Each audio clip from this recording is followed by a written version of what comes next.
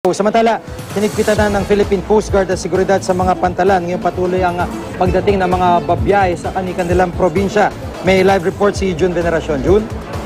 Sige, mahigit kalahating milyong pasahero palabas ng iba't ibang pantalan sa buong bansa ang naitala ng Philippine Coast Guard mula Biyernes hanggang Linggo. Mas mataas kumpara sa kaparehong panahon nung nakarang taon na higit 400,000. Lalo pang tataas ang mga numero habang papalapit ang mahabang Holy Week break.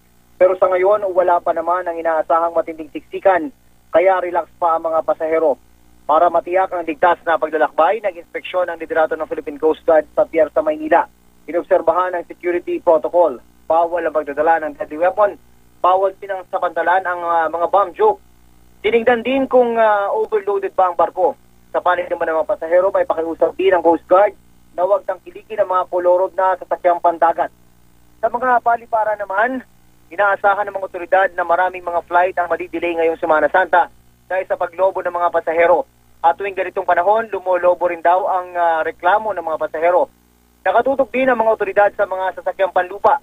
594 special permits na raw ang ibinibigay ng LTFRB sa mga bus companies para sumapat sa dagsa ng mga pasahero.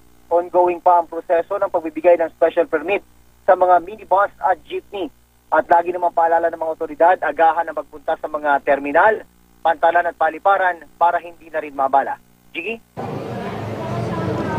Maraming salamat, June Veneracion.